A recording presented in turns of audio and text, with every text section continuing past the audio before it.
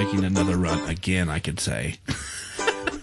Making another run. The love boat. That's like your theme now. Soon we'll be making another run again. The love boat. Hi, I'm Steve. And I'm Sandy, and we're two tenderfoot tourists. Welcome to episode 107, Sailing with Celebrity, a premium experience.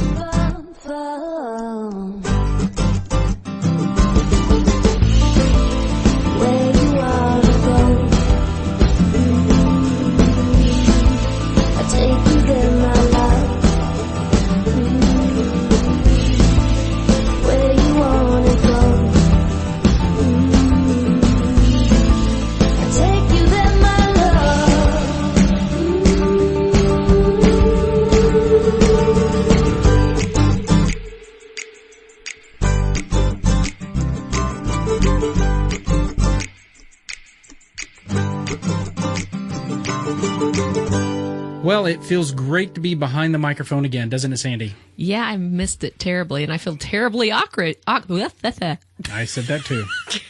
And I feel terribly awkward also behind the microphone.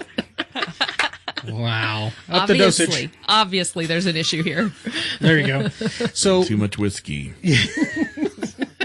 Okay, so if anybody's listened to our podcast before, Sandy's an Episcopalian. We have. Oh my gosh! They're back.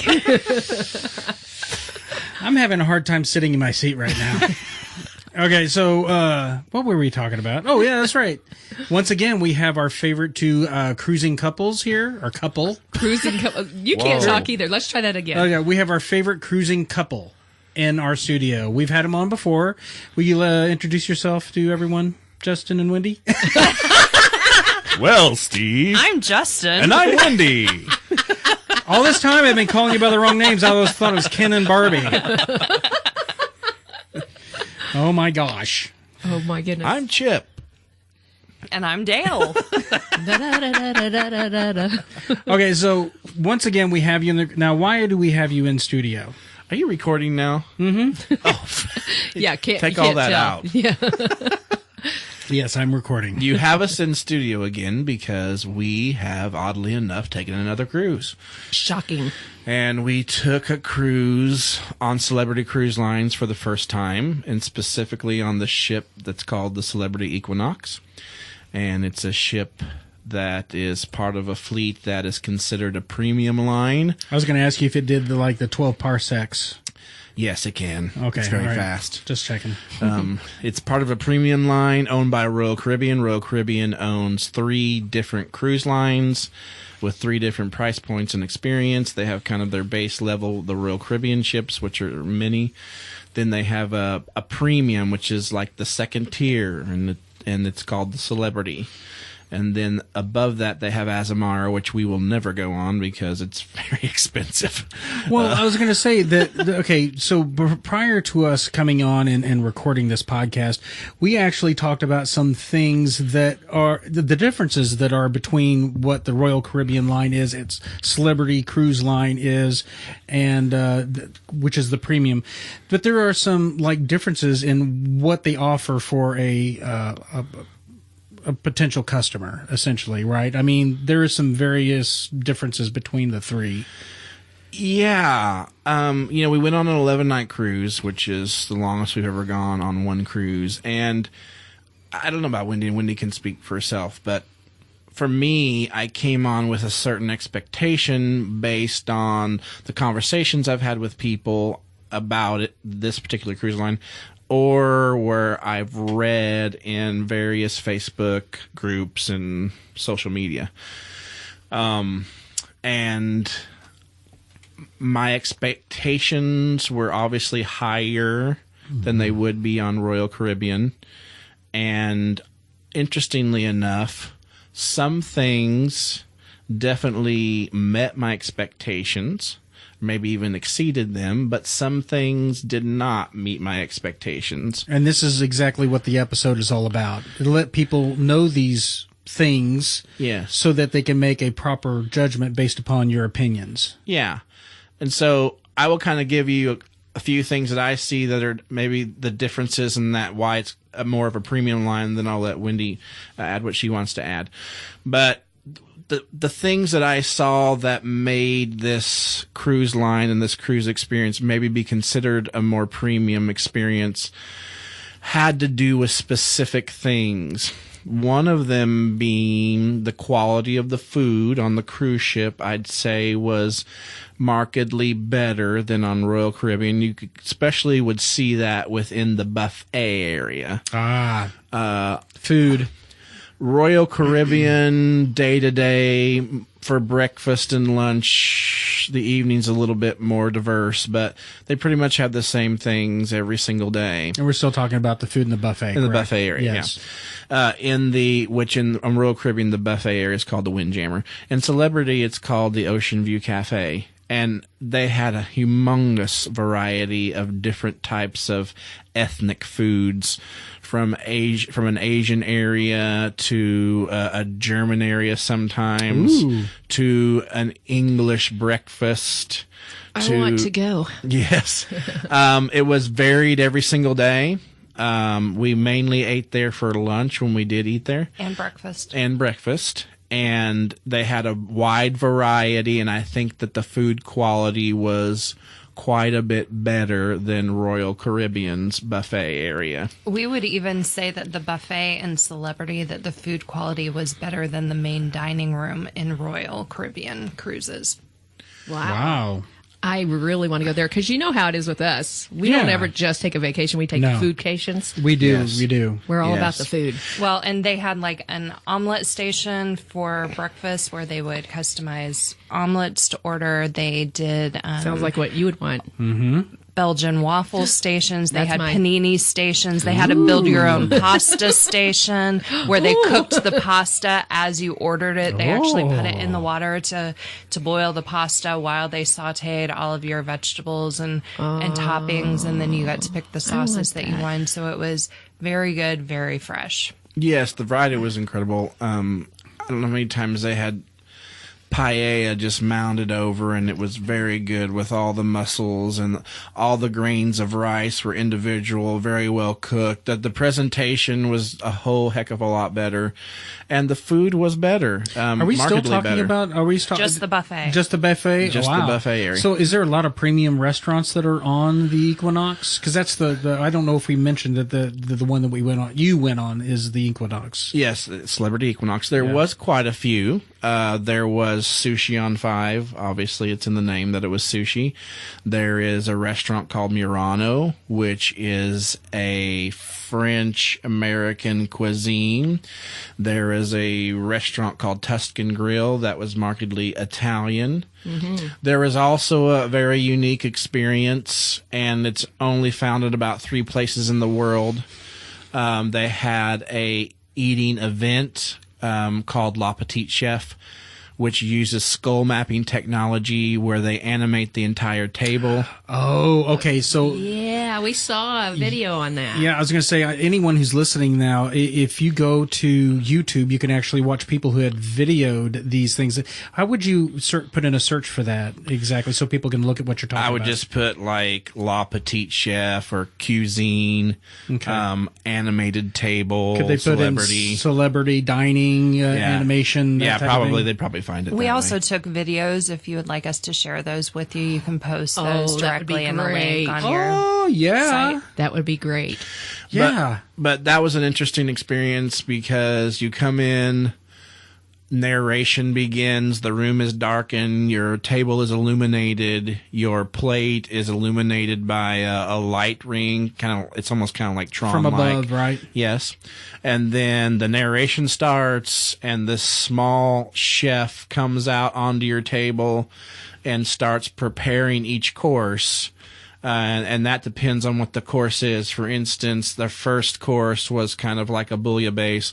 And so he was fishing for the fish on your table in the ocean. And it's the a set mussels. menu. It's a So set menu. that's the reason the projection lines up with the menu. Yeah. I got it. And so he would prepare the dish for you. And then as soon as that part of the animation was over, lights up, tables clear again, and they set the food before you that he was cooking in the animation. That is amazing. Yeah, and it goes that way for each thing. There was lobster there for the main course, and he goes and captures the lobster, and then he cooks the lobster in a underwater volcano. Oh, There was I also mean, filet mignon yes. and ice cream sundae with fudge sauce, I believe, for Yeah. dessert. but did he kill the cow?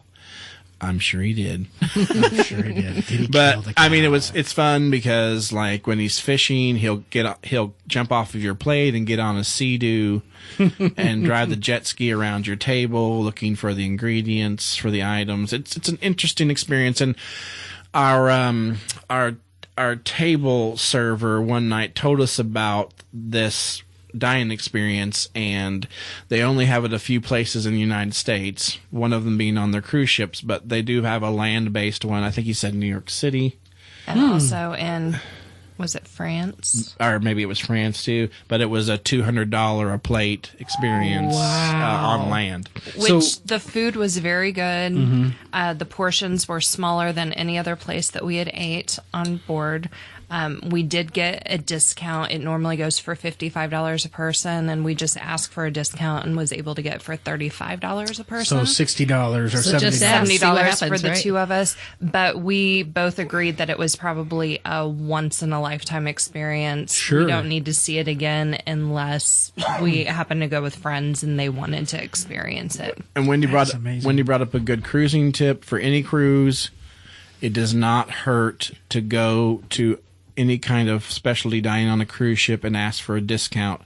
Most likely they will give you one. Not only are they kind of promoting that during the time you're on the cruise ship, but even if they're not promoting, you can generally go to any specialty dining restaurant and find some kind of discount, because they have to make, all the ship has to make quotas on all of their dining experience. And let's say you're on 11 night like we were, and you're getting towards the end of the trip, and if they haven't make their quotas, they start slashing prices on various things. Well, I was going to say that when we were all going, because we all went on to the Enchantment of the Sea last May is when we did it. Wow, it feels like it's long ago, or longer than that, but Yeah. last May. And we were sitting at the terminal waiting to board, and they had these people from Tuscan Grill going around getting already people booked. Yes. And I managed to get one for $20. $25 a head. Was it $25 a head? Yeah, which was good. Normally is like $50. Is that right? It's up there, but that was a good price. Yeah. So we did. I agree with you. It's like it does not hurt. No, it never never hurts. hurts. It's actually a good idea to do that. Which that's actually, first of all, Celebrity does offer like dining packages, just like Royal does, where you can buy a restaurant meal, several of them, and receive a discount. But we found we got a better price just asking individually for a sale price, cheaper than what we could have gotten with As a a package. package? You heard it here, folks. But then you also talked about people trying to sell you things at the terminal. We found overall with Celebrity that they did not try to push the extras as much as Royal, which I really liked that. That's kind of nice. We were Yes. never asked about upgrading drink packages Okay. or restaurants. Funny you should say that, because, I'm still on the fence about cruising. I liked it. Yes. But I'm wanting to try a larger ship and see if Yes. it's different. And one of the things I really complained to Steve about is I felt like we were always being upsales, right? Is that what you call it? Sold. I mean, yeah. all the time, people coming up wanting to sell you stuff, and it bugged me. I thought, leave me alone on my vacation, Yes. So that is appealing to me too. But we heard same people on like the Facebook forums and things that were on the exact same cruise as us that had a completely different experience, Yeah. saying that they were upsold all the time. But we found that if there was ever something that would have needed like additional money or something, the person that we dealt with on the wait staff was like, that's not included in your package, just to let you know. And we're like, oh, well, what is? What is? Yeah, let me know. And they were very accommodating. They never tried to say, well, if you upgraded to this package, then you could have everything that you're accustomed to plus this. Right. See, I mean, I'm almost like a complete opposite with Sandy. I'm sold on cruising. I love cruises. Now, when I say sold on it, doesn't mean that like I'm 100%, but because I still want to go and visit. I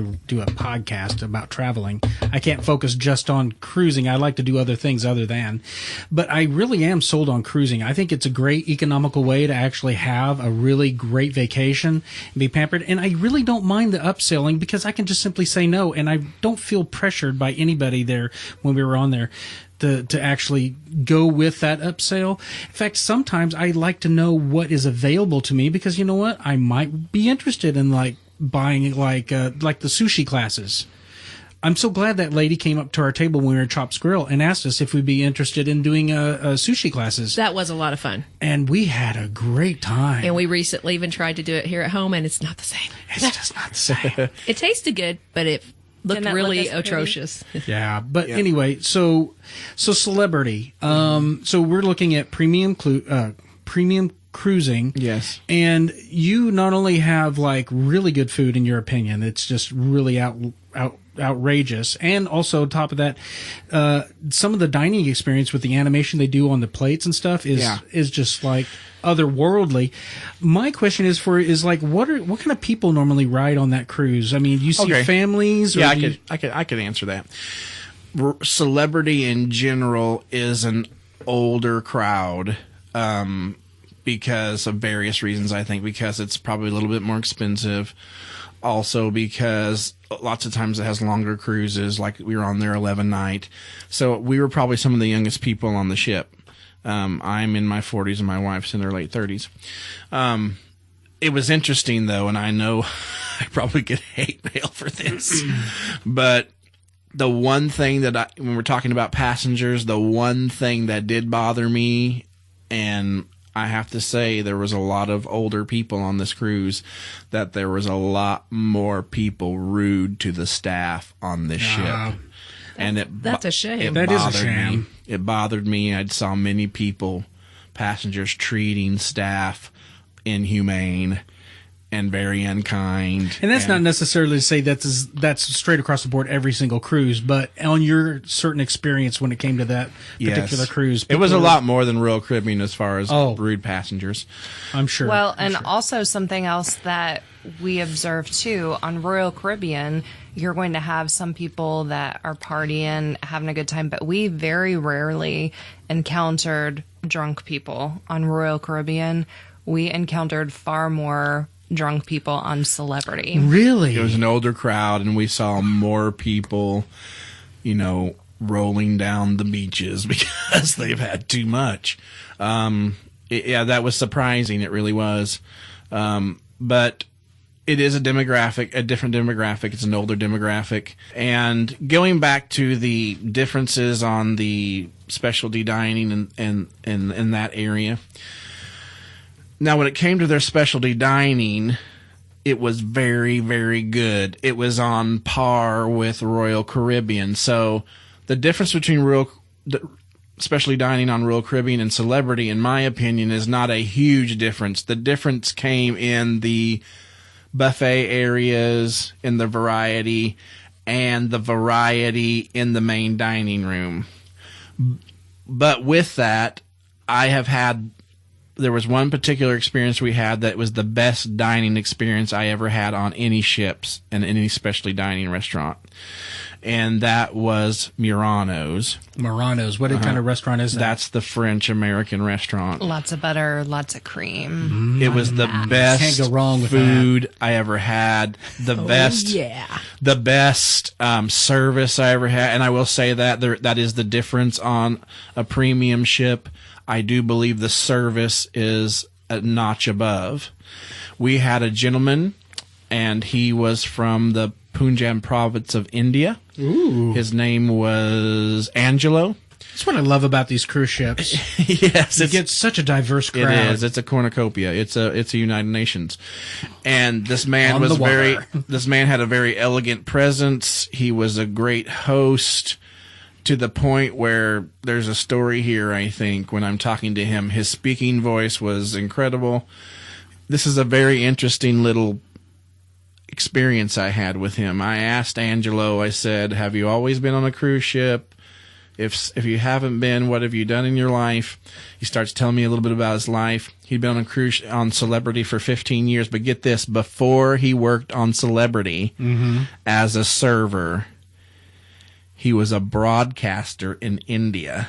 Wow. There and you it can is. tell by his voice. And for one of their more prestigious television Really? companies.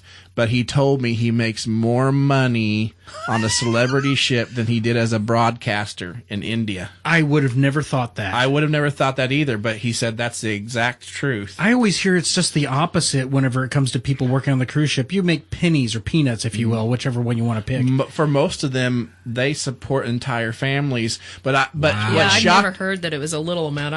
I've always heard they get paid well. well. For an them in their American- country, they get paid well. Yeah, Right. for Yes. American, we're going like, I can't survive Right. on that. Yeah. But what shocked me about that was him saying he was a broadcaster. Yeah. Yeah. And he still made better money on the cruise ship. That So is shout amazing. out to him if he's ever listening. Hopefully someday he will. But he was a fantastic server and hostess. But that was the best experience that I have ever had on a cruise ship in a dining experience. I was going to say staffing, as far as like staffing compared to like the Royal Caribbean line and the Celebrity, would you say, like you said, it's a step above, right? Straight across the board, everywhere, even the people who service your quarters and everything like that, right? I would say yes, for the most part. Our room attendant, I don't remember her name, but she was good. We didn't see her a whole lot. There were some differences, like with Royal, it seemed like whenever we would go out in the morning, that as soon as we would come back to the room after breakfast, everything would kind of be picked up. Sometimes it wasn't until like after lunch, or there was even one time that we came back from an excursion and we went back to our room and she wasn't finished yet. And it was probably like 2:00 in the afternoon. And she was like, can you come back? So I didn't really care for that. Oh, okay.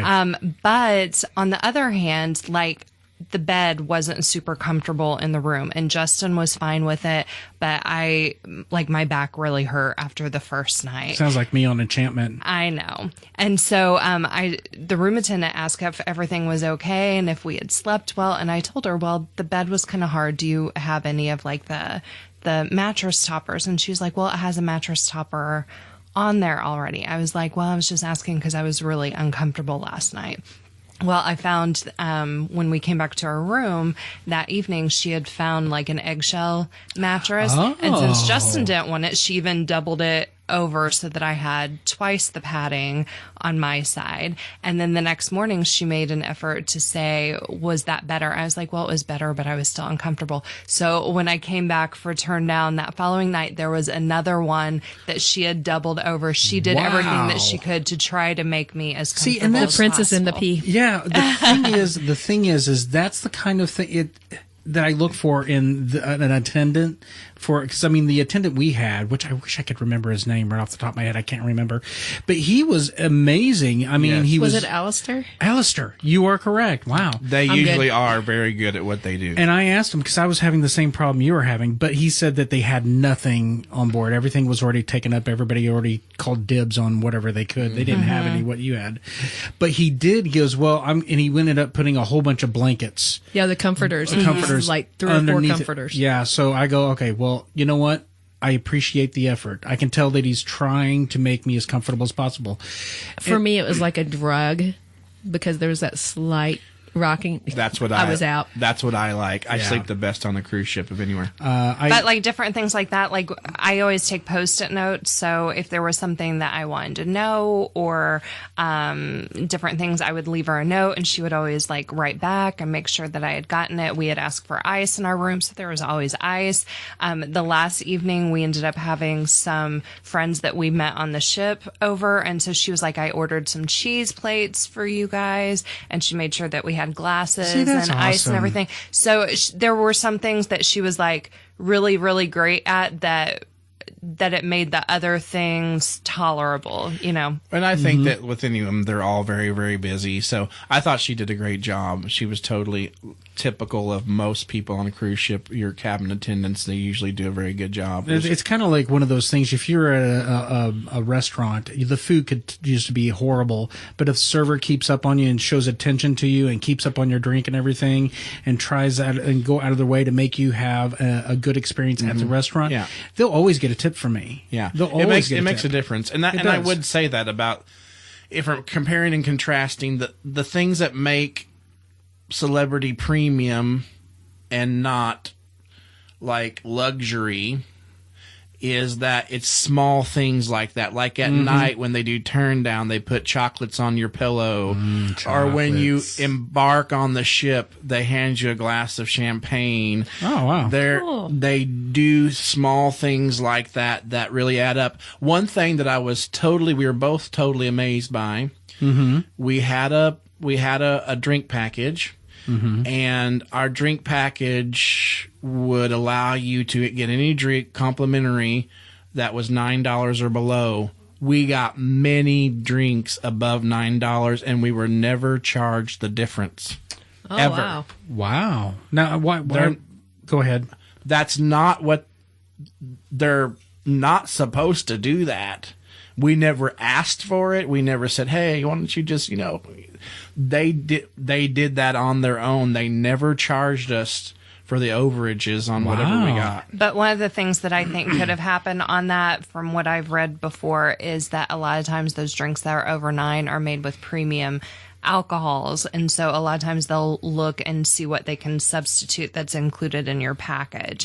So it was either them taking the initiative on, well, we're going to make sure that give them as close as they can without charging them extra, or they were like, it's not worth the hassle, we'll just go ahead and either way, give them it was what they great. ordered. We didn't have to do that.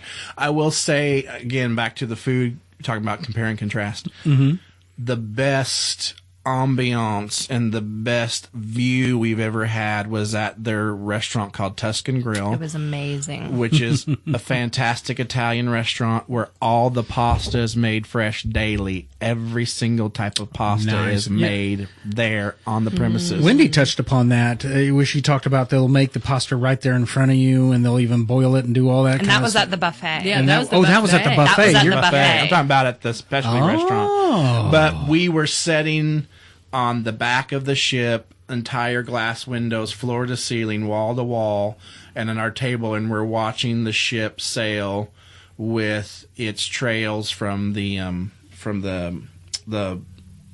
rudders. Or the as propellers, the sun is setting. As the sun was setting. That's a nice view. So, I mean, it was a beautiful view. And that was one of those things. Our waiter in the main dining room, his name was Pedro. We love Pedro. Yeah.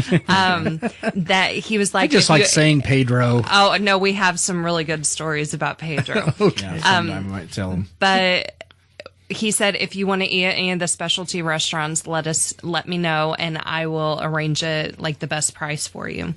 And so we knew we wanted to do Tuscan, and he secured a price for us. And we told him we would like to sit by the windows because they've got like an inner part that you can sit at, but the windows are all great. And he was like, if you show up at this time, I can get you the best table in the house. And I think it was.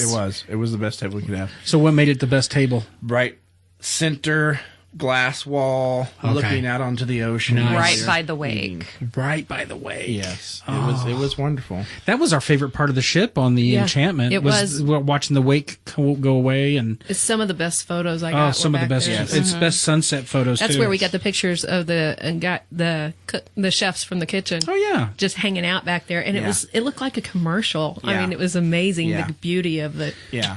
And I would say at Tuscan, I had lobster pasta and also filet mignon. You can do half orders of the pasta. And I would say the filet mignon at Tuscan was the best steak I've ever had, even over Chop's Grill. Really? Filet. Wow. It was amazing. That says something. And then their desserts were all incredible. Yes. There was some interesting things on the ship as well. Interesting features. It had an entire lawn on the top of the ship, the top deck, called the Lawn Club, where you could play croquet and bocce ball, and Also up there, they showed movies so you could picnic out on the lawn. Oh, how wild. Also in that area was the glass blowing shop, one of the only glass blowing shops at sea. That sounds risky. It was great. And Yeah, that was a nice little perk for you, wasn't it? Yeah, because she's saying that because I'm a glass blower by hobby. And so I got to make a piece of glass on a cruise ship out in the middle of the ocean. That is awesome. It's an experience you hardly can find anywhere else. I was going to say, I don't think we told anybody how big this ship is. Okay, it's not the largest ship that's out there in the panoply of different type of ships that Royal Caribbean has. No. It's only like a little over 1,000 feet long, and it's got 2,800 passengers. 2,800, that's it. 2,800 different passengers. So. No, it's a good size ship. It's not a small ship. It's kind of a mid-size ship. Yeah. Compared to Royal Caribbean ship. It would be comparable to the Voyager class, I believe, in like Royal Navigator Caribbean. of the Seas or something like that. Right. But the ship was very chic. It was very modern. It's not, and nothing against Carnival. We're not ship snobs or cruise line snobs. Carnival has, most of the ships are very kind of Mardi Gras, bright, glitzy type of thing. This ship is kind of very chic, more subdued type of experience. Well, it's really doing a lot of catering towards people who are retired, I'm assuming. It does. Yep. So that brings up a really good point. And since you have a lot of older people, there's a lot of scooters, there's a lot of mobility issues. We found that there were a lot more elevators. Okay. The elevators were larger and you never had to wait on them. Oh. It was always very long. quick and also with like Royal Caribbean, sometimes to get somewhere, you would have to go up or down a level and then walk across and then go back up or down. They have where you can get to anything on any level wherever you're at on that level. Yep. So that was really nice. Yeah, I found that really confusing on our cruise. yeah. This ship experience, and from what we understand, it's just Celebrity in general. It's more of a relaxed experience. You're not going to have as many activities on a Celebrity ship as you do a Royal Caribbean ship. Right. That's a marked difference. They had some pretty neat activities that they had. For instance, they had indoor archery, where you would shoot a Nerf archery or an Nerf bow at some targets. They had a golfing challenge inside in the atrium. They had some neat things, but it's more of a ship that you want to just relax, sit by the pool all day type of ship. It's not going to be action packed. They don't have eat, sleep, and relax. Yeah, they don't have climbing walls. They don't have zip lines. They don't have bumper cars. They don't have water slides. They don't have any of that. What that tells me is it's got a very adult oriented sort of atmosphere. It does, because the things that Royal Caribbean offer, like rock climbing and bumper cars and things like that, are for families. Yes, they have kids and stuff. Yes. So I mean, I think it's probably safe to say that if a customer or a person who's looking to go on a cruise and have a little dough to spend, then that might be the one they want, because it is subdued. Yes. It's kind of calm. Now, with that being said, are people able to handle their alcohol? Like you said, there were more people on this ship that had too much. No one brawling or anything like that. I will say they had some really cool things to do at night. One of them being a silent disco, which, if you've ever heard of silent disco, it's kind of weird when you walk up on one, because you see these people dancing and you don't hear any music. Right. You're wearing a set of headphones, and generally you might have 2 or 3 different styles of music to choose from, and you flip a switch on your headphone, you start dancing to that music, and so everyone is dancing to a different style of music, and it gets fun when you take your headphones off and people are screaming to the top of their lungs some kind of Van Halen song while someone's singing Garth Brooks. That's awesome. And they're dancing around. Some are going slow and some are going fast. That was one thing we noticed on this ship, as far as the dancing and the people having a good time. They had a better time on this ship than Royal Caribbean ships. Because I think with Royal Caribbean, it's still kind of that younger crowd that they're like, I'm afraid I'm going to look stupid if I cut loose and have fun. And so the people that were fun on Celebrity were a lot of fun. Like, we would see people around the ship the entire cruise, that we would know each other by first names because we would go to the same type of joints, and we could just cut back and have a really good time with them. But kind of going back to the family thing, because there's not like a whole lot of family activities to do, that you'll even hear Celebrity kind of has the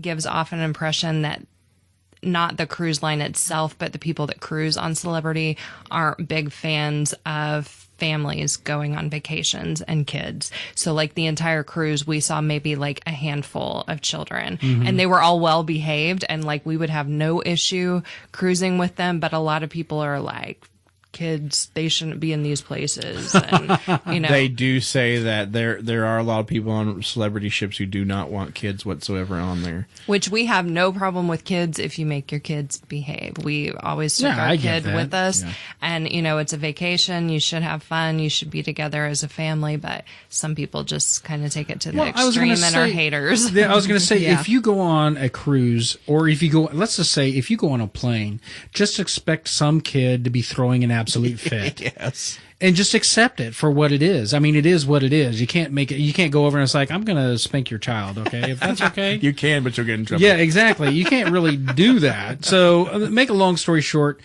just go ahead and get it set in your mind that these things are going to happen. Don't let it interfere with your good time. Anyway. Yeah, it's what you make of it. It is what you make of it.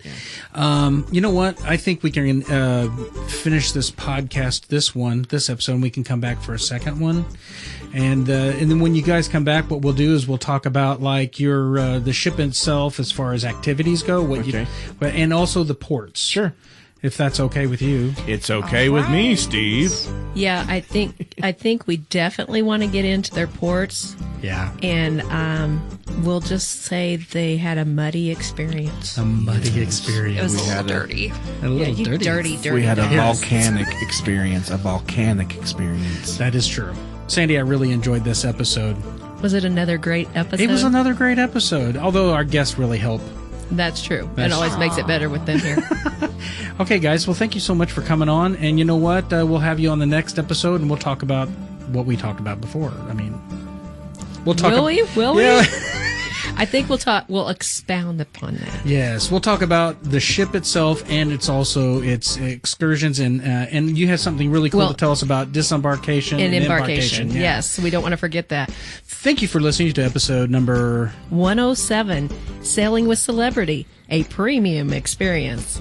Two Tenderfoot Tourists is a family-friendly podcast. If you like what you hear, be sure to subscribe on Apple Podcast, Podbean, Google Play, Stitcher, TuneIn, and Spotify, just to name a few. To get in touch with us and chat about this podcast or even your travel experiences, simply email us at tenderfoottourist@gmail.com or follow us on Facebook and Instagram. And don't forget to check out our website at tenderfoottourist.com. That's TWO, tenderfoottourist.com. Keep those suggestions coming, and maybe you'll give us our best episode of 2019. I'm Steve. And I'm Sandy. Until next time, stay tender.